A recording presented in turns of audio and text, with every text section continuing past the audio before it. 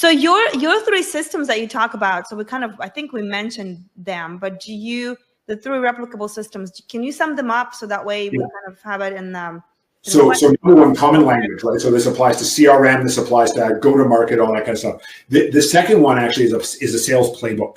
And all high-performing organizations have a playbook. And a lot of leaders go, Hamish, that sounds like work.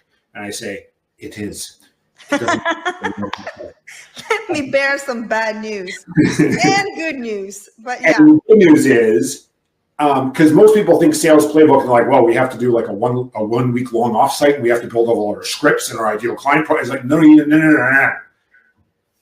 We're not trying to reinvent the wheel. You're already selling stuff. You've already got momentum built up. Don't pump the brakes just because somebody said, hey, you should have a playbook, or hey, you should do this, right? Sandler said, don't change just because I told you to. If it's working, keep doing it. When it stops working, maybe try something different. So the first thing to do is build a checklist.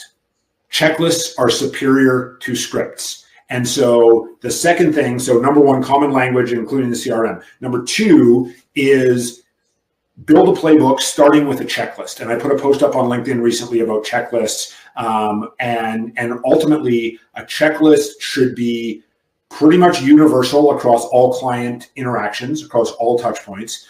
It should be 7 to 9 items, too few and you're going to miss, too many and it becomes like a thing that the salespeople are just never going to use because like, why am I filling in the sheet? And then it's about outcomes, or I usually talk about mountaintops, not steps. So like on a common checklist, I will say, did I discover at least 2, if not 3 or more compelling emotional reasons for the buyer to take action, which you and I both know is pain in terminology. Now, some sellers, usually the underperformers, look at that and go, well, I can't do all that in one meeting. It's like, no, I didn't tell you they had to do it in one meeting. It's a checkbox. Until the box is checked, it's open. So what that means is I go in and have a wonderful discovery call with Olga, and I go back and look at my checklist and go, yeah, you know what? I only got one real pain, but you know what? I have a meeting with Olga next Thursday. I'm going to go get at least one more pain in that conversation. And then I get to check the box. That way, as a seller, I know what to focus on because focus equals freedom. And as a leader, I have a coaching opportunity now because I can say, Hamish, how'd that call with Olga go? Well, you know, it went really well. Well, tell me about the pain one is unchecked. Like, tell me about your conversation on pain. Well, I got one. I left it unchecked because I didn't get at least 2. Next Thursday, I'm going to be exploring some additional pains that Olga might be having that we might be able to solve. Oh, hey, great, Hamish. Appreciate your thinking. Totally get where you're coming from. Let's talk about that at our next coaching call. So that's number 2: is build a playbook. Start with a checklist. One thing equals a playbook. And the third one is a clearly defined gate selling process. And this is different. This can be applied into the CRM, but it's different. So the gate selling process is the what information do we need to gather from hi, nice to meet you, to looking forward to working with you, thanks for the purchase order, to hey, hasn't this been a great X number of year relationship? Let's make it another great X number of year longer. And the challenge, and there's lots of great what's out there. When I was at Canada Newswire, we got trained in a what that has like green sheets and blue sheets. I think there's gold sheets now, something like that. And it was a great what, because I knew what information I had to get. What it didn't have was the how to go get it. So my leader, who had 7 other sellers on the team plus me, so 8, had 8 sales languages they had to figure out when they were coaching. Right. So that's why common language is number 1. Have the common language.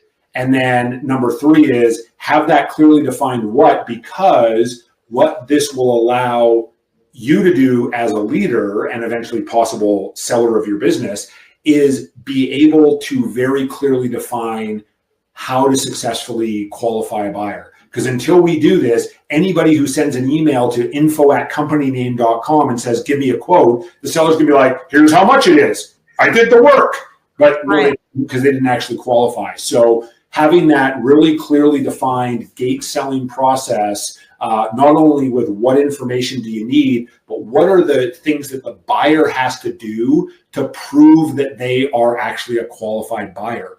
Real prospects will put skin in the game. One of our colleagues' clients down in California, they build custom homes in the Napa Valley. So as you might imagine, they're inexpensive. And so they're mostly selling to people that we see, on movies, TV, magazines all the time. And what they discovered was a key inflection point. If their potential buyer would fly to Napa Valley and visit their shop where they would build the homes, they closed 83% of those buyers. If they wouldn't, they closed 21% of the buyers. So my colleague who's talking to the owner, he's like, okay, well, if they won't come, disqualify them. And the owner's like, but the 21%, he's like, awesome. And how many calories are you burning to find the 21% that you could then reshift over to people who would fall in the 83% bucket? And the owner went, oh yeah, that makes a ton of sense. So literally they have said no to some very high profile people who wouldn't come visit their shop.